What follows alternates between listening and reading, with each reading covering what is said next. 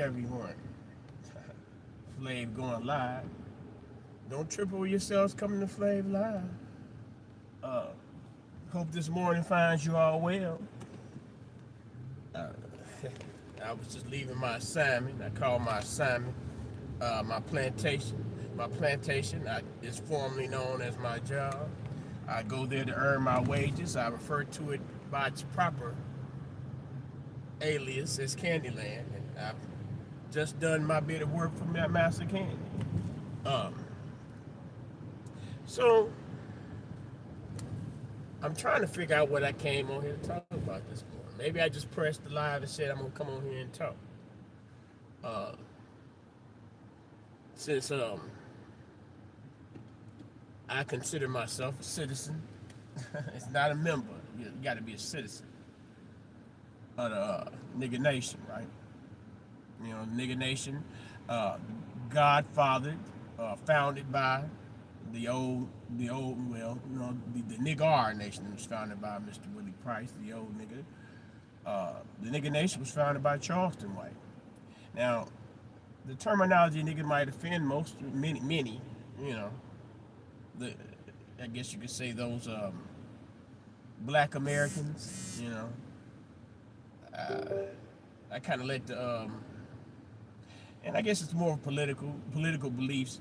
The political beliefs of the majority of many black Americans, they started to run awry with me, and you know, and albeit my moniker, Flavinus Niger, you know, commonly, well, referred to by Mr. Charleston as Mr. Nigger,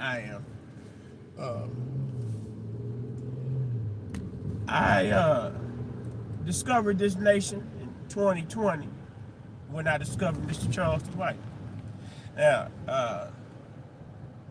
the thing that drew me into Charleston White was basically, like most people, the things that he was saying. And some of the things he was saying, you know, rang familiar, rang true with me. You know, I was going through my transition. I think it was going from leaving the Democratic Party to not having any belief whatsoever in the American political system. I left, you know, I'd been disenchanted by Barack Obama. Primarily, well, you know, firstly because it had to do with Muammar Gaddafi. And I'd read and researched Muammar Gaddafi when they were trying to find him. And I found out all the good things he had done for the Libyan people. And I also had heard speeches where Mr. Muammar Gaddafi had referred to Barack Obama as his son. Not disrespectfully, of course, you know, as family. You know, because Muammar Gaddafi has, you know, and I guess since he's passed, I hope I don't have the feds coming to me. Muammar Gaddafi was also very good to the black American, the nigger folks. Now I had known that once upon a time that Muammar Gaddafi had offered a considerable sum of money to Louis Farrakhan, and evidently Louis Farrakhan was afraid to receive that. I mean, I could only take it as afraid to receive, because we was looking at Khalid Muhammad, and you know, Khalid Muhammad was talking that talk. Farrakhan talked that talk too, but then when it come down to it, if you wanted to appreciate all the good things that were being spoke about by the members of the nation, you had to be part of the nation, you know. But it kind of threw me because these guys will be talking to black people in America. But I guess when it comes down to religion, people want you to join a clique. But another thing I found out about how a considerable amount of money, I think, according to the research the news I heard, that he had offered, that he actually delivered this money to Jeff Ford, one of the founders of one of the organizations. And I'm not going to say the G word. I'm just going to say the organization because I live in Chicago. Well, I live in the county. Not that I'm afraid of that. I don't want to be disrespectful to people's beloved organizations. But yeah. So I discovered Charleston White and pledged my allegiance to the nigga nation. Now, all during these years, well, I guess I could definitely could say the first 2 to 3 years of this, after 2020, because he had been getting down long before then, but he had been getting down in an absolutely different way. He was actually a community activist, juvenile litigation specialist. He trained, what do you say, he trained Homeland Security in the area of sex trafficking, because, Mr. Charleston in his time is being a pivotal, I don't know what activist just seems like too boxed, a pivotal figure in his community. He actually had attempted to save, or did save, some young ladies from some very traumatic situations. You may see him dance around in a strip club, but you know, in my mind, he played a good character on there. But the man got a good heart, and I realized that first. So when it came to the time most of the world started discovering him, when he was speaking against the gangs, or just speaking maybe disrespectfully towards something that they love, it was all hate. So me and in learning, because a lot of people they'll listen to word of mouth, and that's when it comes back down to, like, well, he said, and he said this, and he said that. You know, uh, you can listen to things that people say, because that's easy. It's easy for people to say things. When it comes time to say, okay, you said this, you said that, what can you show me from what you telling me? So you get a lot of people, now, especially nowadays, and now they kind of learn that he was pivotal in his town, Fort Worth.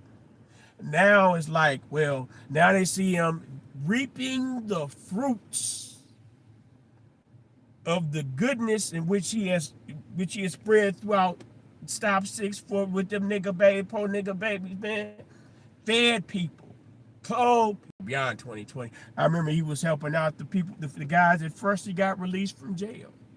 Matter of fact, he's helped keep niggas out of jail. Um,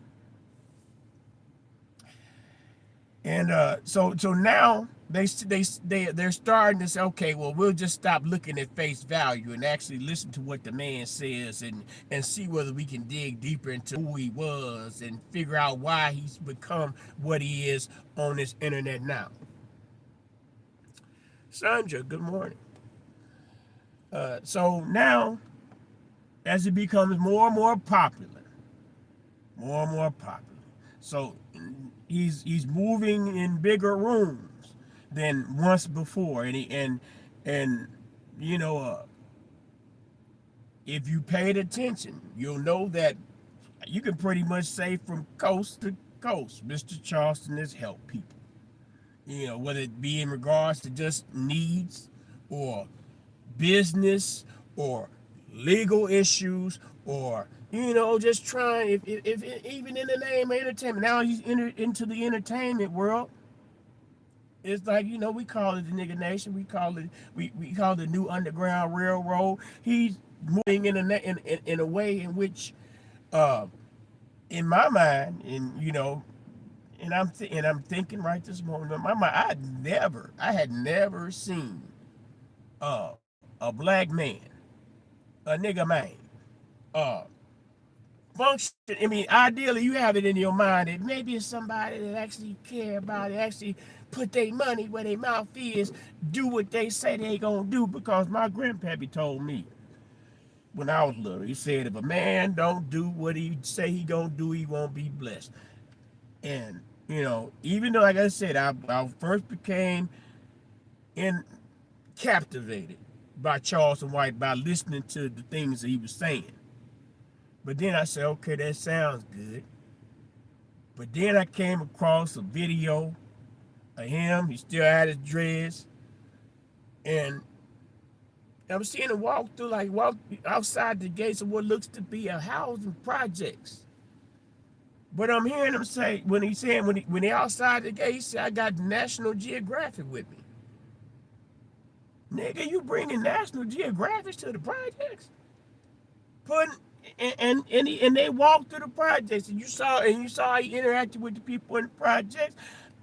At the end, toward the end of the video, he actually spoke to children, and when the discussion that they had between the children, you can see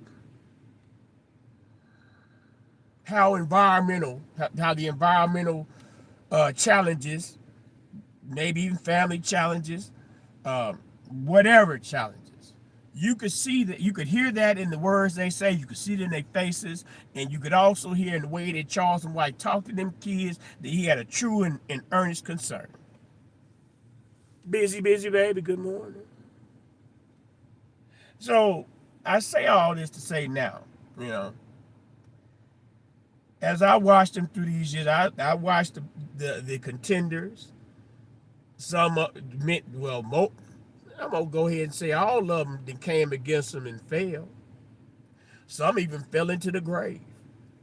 Not that Mr. Charleston had anything physically to do with them dying and getting killed, but you know, it just seemed kind of, because it seemed like it would happen quick. It'd be gangbangers, and when Charles would say "fuck them, fucking gang, I hate gangs," them guys would be standing 10 toes down in it.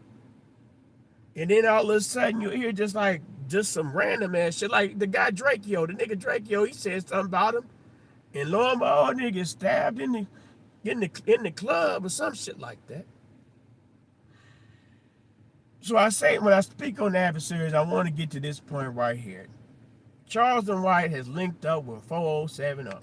Last night, I believe that, yeah, last night, Terrence Gangster Williams, and I imagine 607 Up, it was with Charleston White, and doing one of Charleston's comedy shows. Charleston White sells out comedy show. Once upon a time, I remember people had to convince Charleston that what you saying may not be meant to be funny, but your delivery in putting it out there, you know, the laugh to keep from crying type of thing. Sometimes we got to laugh to keep from crying. We know that some of the things in which occur in the black community is destructive, dysfunctional, just counterproductive, non-constructive. And, you know, what Charleston White served as, to me, a voice from those either those who are extremely old, the elders, or the elders that they went on. You know, it was a tenor in his voice that brought back, you know, just the sensibility, you know, common sense. Some people don't have common sense. Some people walk out here like they got all the common sense in the world, but still do the dumbest of shit. Some people justify the dumbest of shit. Like, you know, when he go back with the gangs and the no snitching shit. Because it still comes down to this. If your mammy or your granny, they experienced a kick though, somebody kicked their dough in and robbed them or put them in a trouble situation, they can't call you to do shit. Who you think they gonna call first? I know who my mama ain't gonna call me first if something happen. If she don't get him with what she got in the house, and even after she get him with what she got in the house, she gonna call the police. So you as a mob, I've been the moderator on this YouTube channel, you know, contributor to his fan page, blah blah blah. So I see the commentary coming from people. And then when you look closely at these people, the ones that standing up for the snitching, the ones that saying, "Oh, he's such a corruptible character, how dare anybody listen to him?" You look, even if you just do a cursory view of their profile page, it make you think to yourself, "Well, damn, okay, maybe it caught you in your feelings, but you really don't need to maintain the audacity to say a goddamn thing about somebody who, as opposed to you typing or talking, he has documented evidence and proof of what he does. He has many, many people that will sing the praises of Charleston White. Charleston White ain't do a goddamn thing to harm none of y'all niggas unless it appeared as if you're going to harm him. Uh, Hit you with the pig poker, hit you with the jail mace. Uh, you try to you still on him while he sleep. He coming at you with the bow bow. But they're talking about ha ha.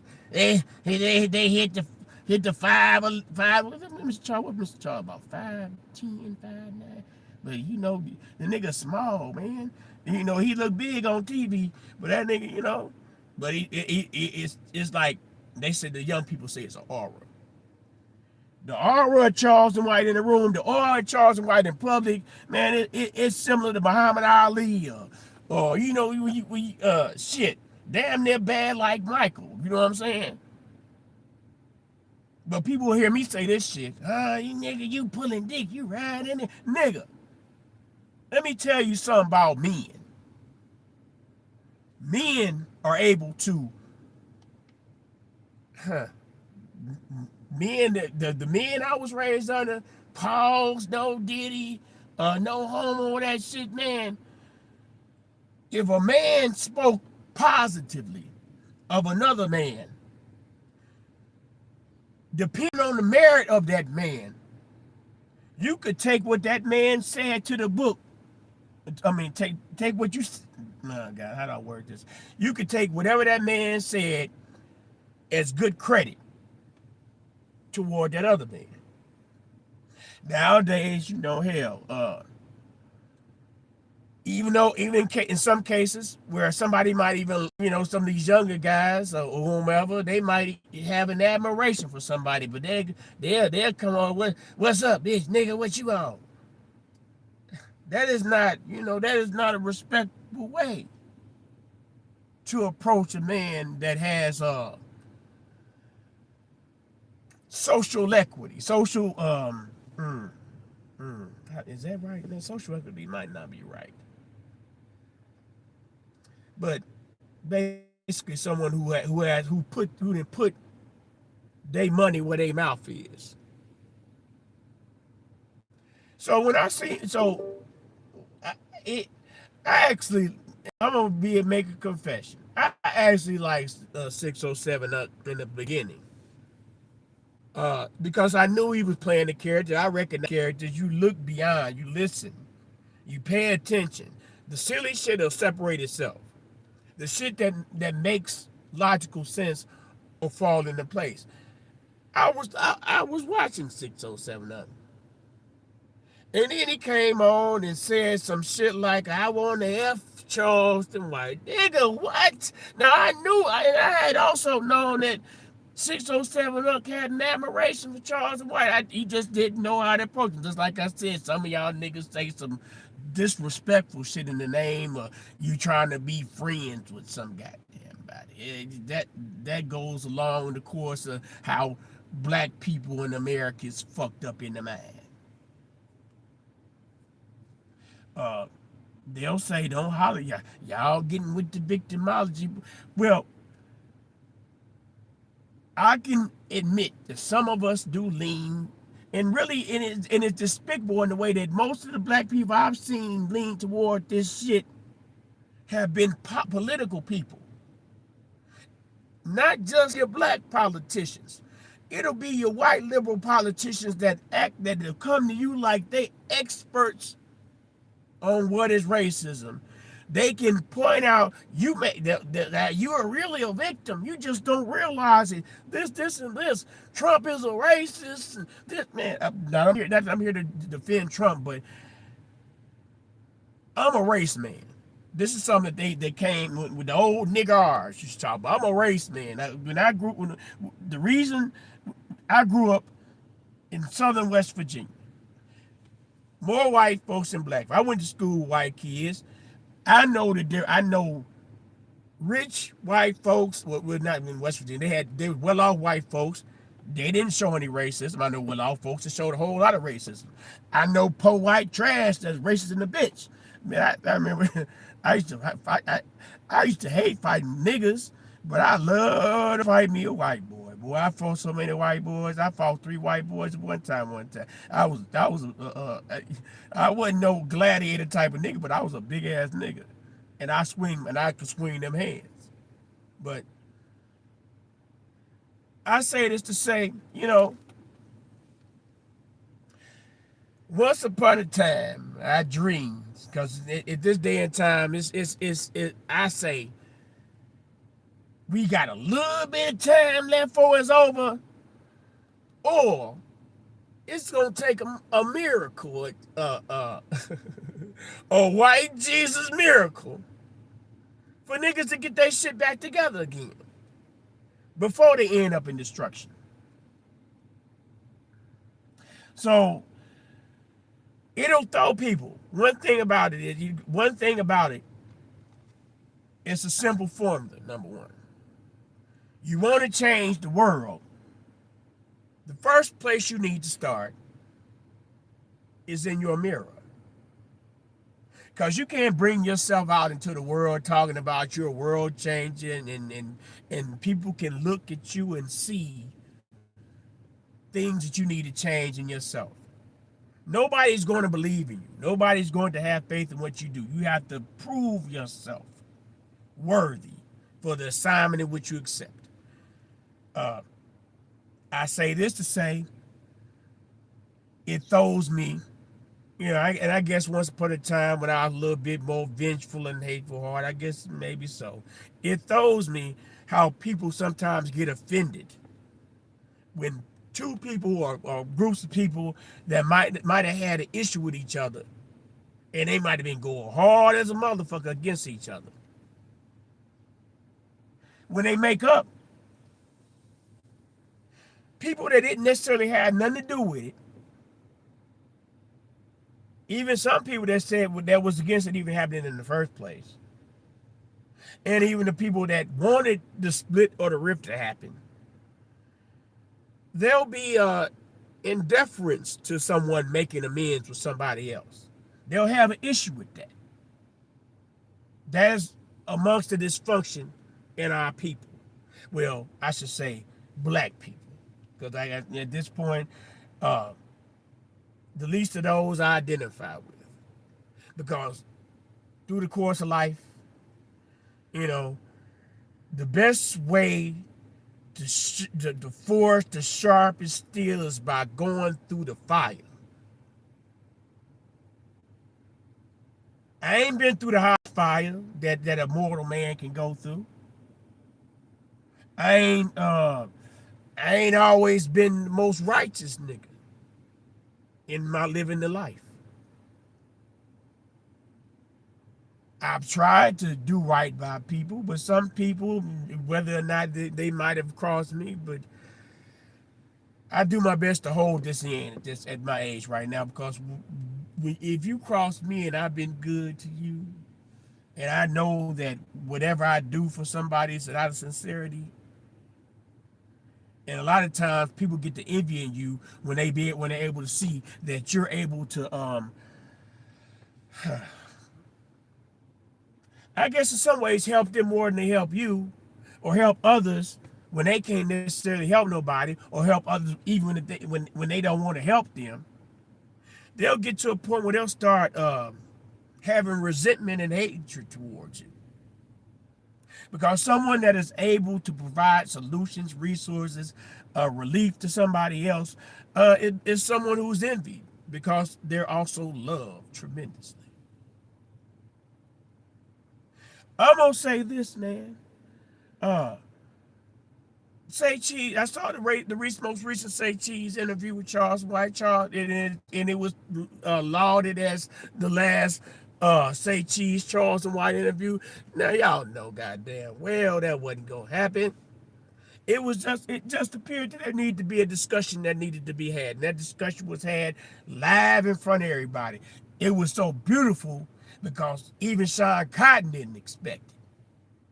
That made it natural. It started out, and even after the interview came out, once again, I'm a moderator on the man's pages. You still will see people, oh, Sean Cotton made you, oh, you woo woo woo. You didn't listen to the whole shit. That was the bait. That was the bait. Because the saying is the catching come before the hanging. Y'all was baited in. Y'all and you don't and I don't because I'm it's unbelievable how the world still falls for this shit. He's a hypocrite. Da-da-da. You're not looking at the actions. It still throws me how people get caught up in that. Uh, Pay attention to the results. Black. It's not just dealing with Charleston White. You have to look and see. Any old flapping pair of lips can say any old thing. But stand back and look. You ain't got to be in their presence. You ain't got to have an interaction with them or whatever. Just stand back and look. A lot of times, the ignorant black person, they'll go in off the top. They don't analyze the situation. They don't analyze the person's situation, the circumstances that might be involved with this person that's gotten your attention in whatever kind of way, whether it be negative or positive. Because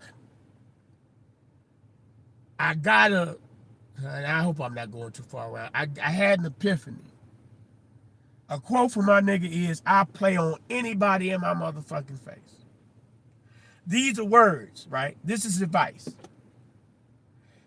But when you see the nigga put the shit in action, and it's not necessarily like I'm trying to con you or whatever, it's just like I got to be what I need to be, do what I need to do to get to the desired outcome I want to be at.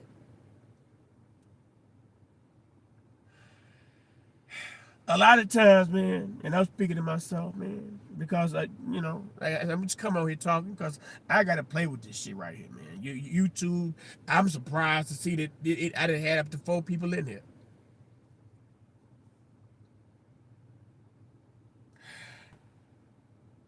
I listened to the Tay Cheese interview, and I listened to a few other I listened to the lives, whatever, and he'll say things like, and I'm not going to say that the man is 100% responsible for getting where he is because he did the things he needed to do to get there. Now he'll say things, and I know that he putting 2 on the 10. We say ain't nobody help me, nobody do this, and the third. Maybe them people tried. He gonna give you a warning. He gonna let you know where you're lacking it. It's important that you listen. I'm not speaking to nobody in particular. I can even speak on me. Uh, because it's certain mindsets, it's certain people, people that are doers, people that are always in action, people are seeking, just let's be cliche, people that are seeking to change the world. They have a certain type of focus. When they enter that focus, when they enter that purpose, when they enter that cause, you got to be aligned with the shit. You got to see the greater good. You just can't be analyzing. I mean, of course, you want to keep an eye on the soldiers or who taking the lead or whatever. But you also have to focus on your position,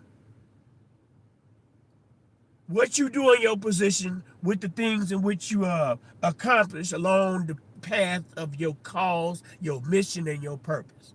Because everything you do that is aligned with your cause, your direction, and your purpose should be designed to make you a better person. And not only you a better person, those around you better as well. Even if they don't see that you're trying to make them better. Because once again, like I said, it's got to start in you. Because if you don't have it clean and straightened up in you, when you try to go out and tell people things and help people out like this, shit like that, you become offended. You'll begin to become offended when people fail you. Mama used to say, Mama said, don't put your faith in man. Man will fail you every time. Of course, it comes from the Bible. My mama a Bible woman. Just like Charles' mama Bible woman. You know, there's something known as your kind. Nowadays, we want to be, and some people want to be everything for everybody.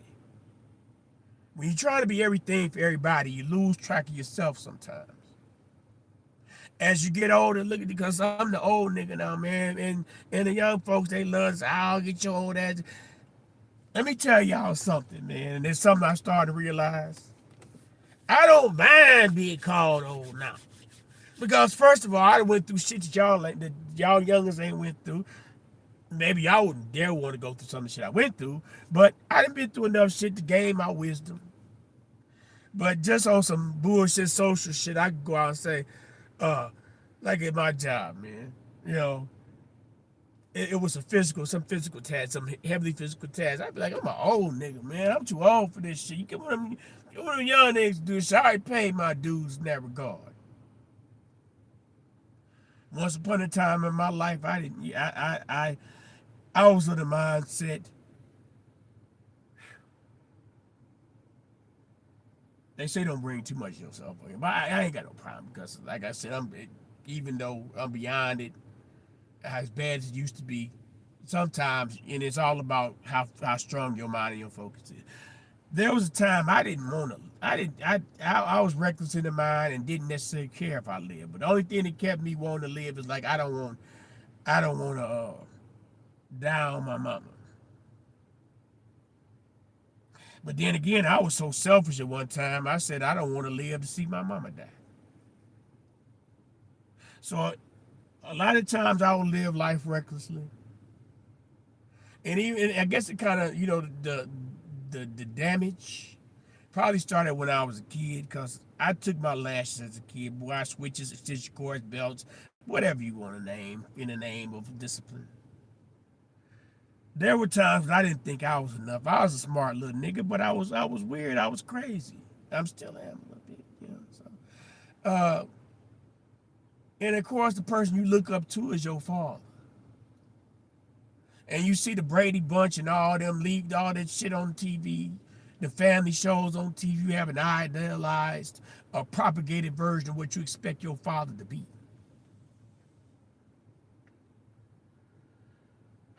My father was present. My father showed us love. My father was more than just my mama kid's father. I never know my father to work nowhere. My mama told me before I was born he used to work for the bus company. He was in the Air Force for a bit until he played on the Air Force and got the Air Force. My father has numerous half children. My father has been on trial for murder. Now, it was kind of my father been on trial for murder. My father was adjudicated in the murder. Now, maybe some other time I'll tell you details behind that. It wasn't. It was more of some lover shit. I spent. I had grandparents, well off grandparents. They poured into me. They made it possible for me to go to Fisk University in Nashville, Tennessee. I picked Fisk University out of Jet magazine because they said it was going broke. But like I said, I grew up around a bunch of white people. I just wanted to be where the black folks was at.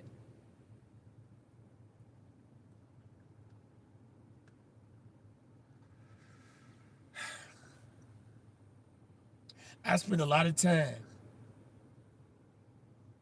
with a Malcolm X man, a Martin Luther King Jr. man, a Black Panther type of man. Not saying it's wrong to want your people to be empowered. Not saying it's something. Well, not to say that you should dismiss those who might have human faults, but their purpose is to do better by self and others.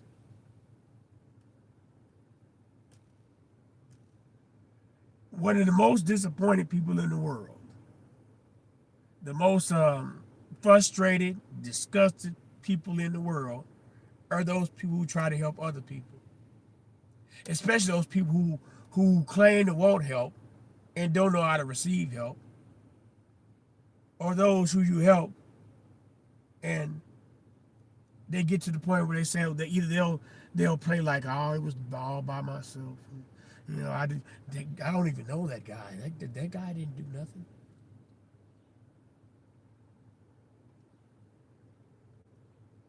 I learned to be more discerning.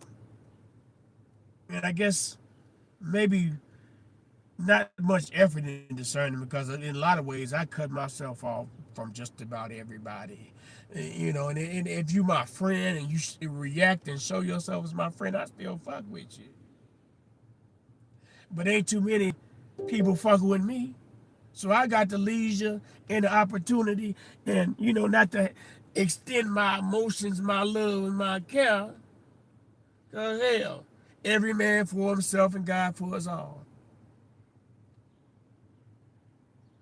So, and I'm going to tie this in because really it's just all over the place.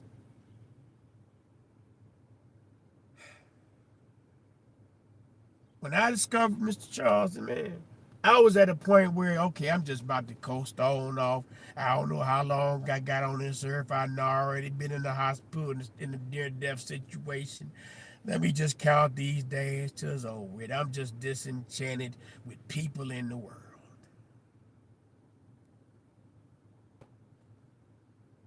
It may sound, I don't give a fuck how it sounds. That nigga gave me hope in niggas, man. Because it wasn't the talking. It was the looking and the seeing. It was being able to go back and see the successes and things of that nature. So when the nigga get on podcast, when niggas start getting on podcasts, uh, like, how do I say this? The Dunzo Project. Now I will see the connect, and they making these connections, and then I guess maybe in his mind he thought Dunzo thought he was being friendly, making the connection, but there was a little bit too much self-centeredness, selfishness, and my mind perhaps envy. Maybe you said, how this nigga one-eyed nigga, I'm a pretty Latino. How can he do all this? The thing that got me, let me not go off there. I'm not going in on you, buddy, because really at this point you're irrelevant. I'm still peeved because you fucking reported my shit. But it always got me, and in some of these other shows sometimes you be on. Why ain't y'all niggas going to the old shit? Why ain't y'all niggas talking about how this nigga did this, how this nigga did that in the name of the other people? Y'all want to talk about these basic ass niggas that ain't worth the goddamn shit. Y'all want to be beholden to all these old principles that didn't do a damn thing for the people as a whole. So it's easy for me to think. It's easy for me to proclaim and express. It's almost over, black people. Unless some miraculous event happens and the sky opens and the UFOs come down and they really 9-foot niggas that have heart and compassion for the niggas and they plight. That type of miracle.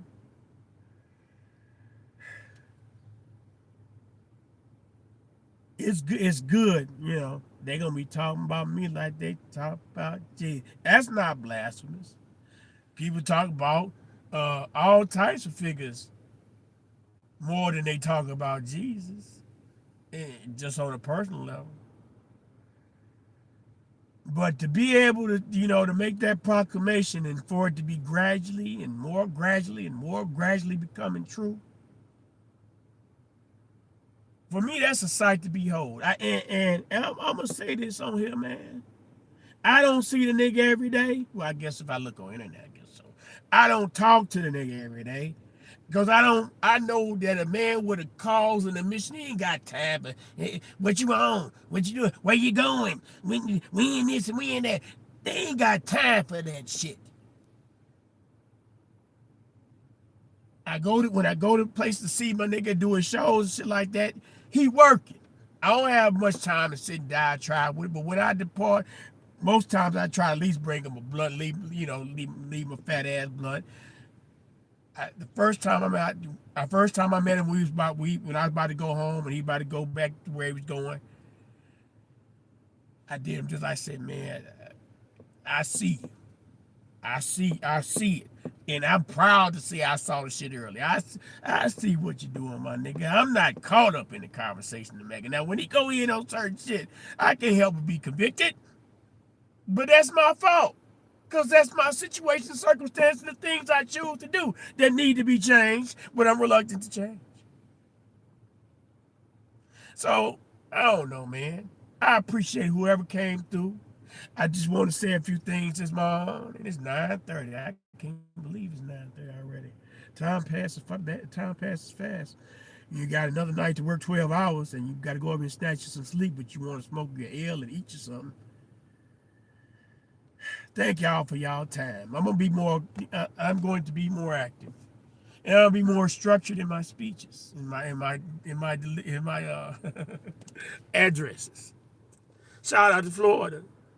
Yeah, man. Oh yeah, and one thing I did good. Who said that word? Ballard. It's a good thing you wrote that, man. Gatekeepers.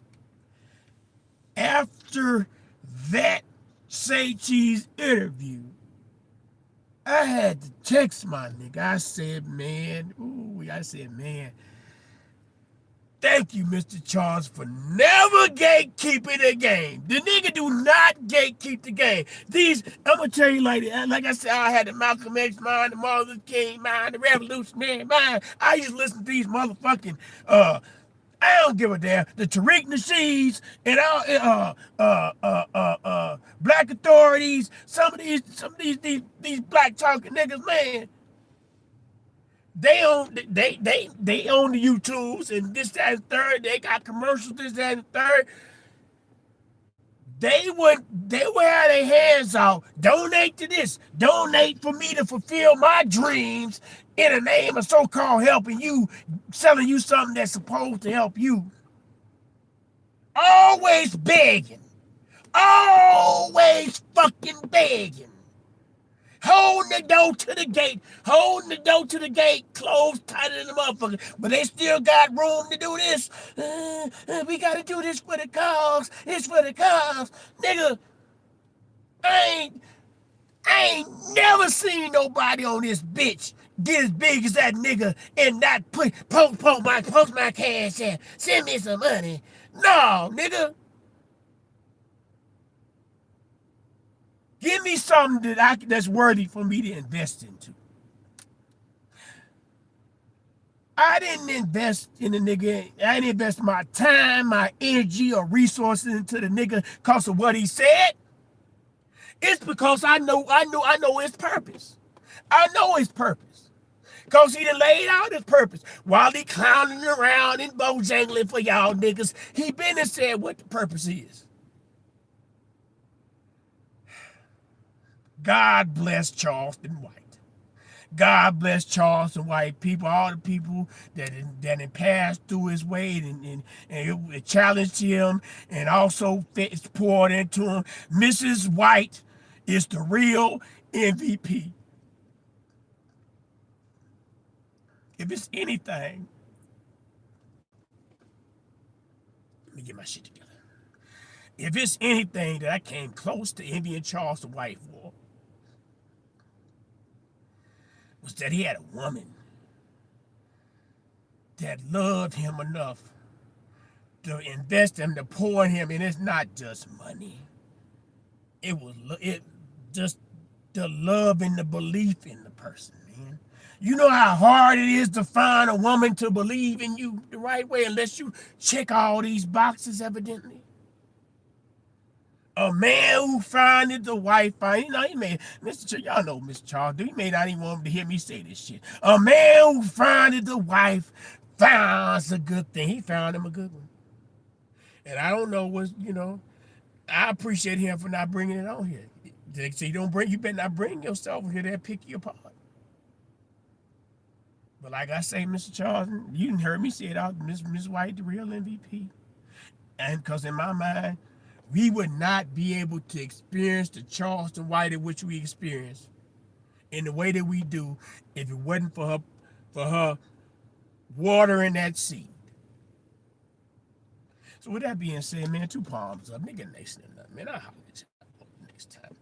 Peace and love.